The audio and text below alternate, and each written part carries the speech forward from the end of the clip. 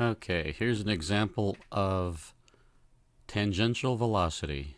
There is no centripetal force because the only thing holding this cutting board I got in my hand here, this pink thing, is just the friction of my fingers.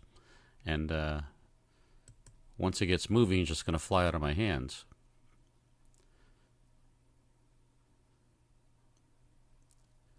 So that's your example of not having centripetal force because you need some tension on it.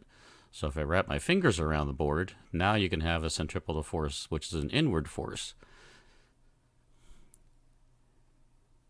This is an accelerating force toward me, with the tension in my arm because I'm gripping it with my fingers. It's an acceleration because the plate, my hand, is continuously moving. Because it's moving, changing direction, it's considered an acceleration. Okay, so now I'm going to grip it and flip my hand over like you see some of the discus throwers doing.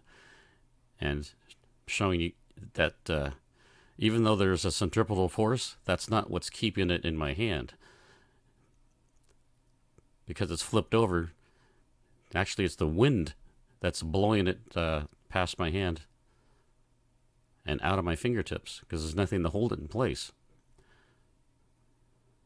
So, as you see, we got to avoid this position because, I don't know, you just can't get a good grip on it. Your centripetal force is not in play here because if it was, it would stay in my hand, right?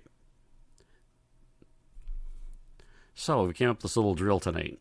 We're holding a stick with our thumb up. If we hold it up, and it's got a little extra joint, elbow joint on the top. So it's just something with so you can visually see that there's a top on it. If you can keep that up the whole way around, that'll keep you from turning your wrist around. At least you'd be able to visually see it, and that might help an athlete to keep from rotating. The only reason this came up because we've been seeing so many people as they enter the circle flip that hand over so it's leading with the back of the hand.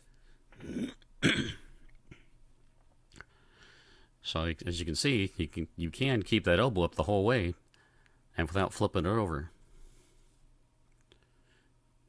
If you flip it over, the coach can see it, the athlete should be able to see it.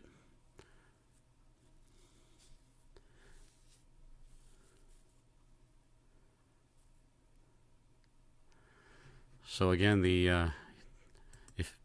if this was centripetal force with your holding this in place only, then this wouldn't fly out of your hand when your wrist is turned over. But because you're still gripping it, but it comes out of your grip because the wind is basically, it's like a sail, and only your fingertips are holding it. Unless you really bend your wrist and hold that against your wrist, it's just going to fly out of your hands. So it's a whole different force we're dealing with, and I don't know why people are...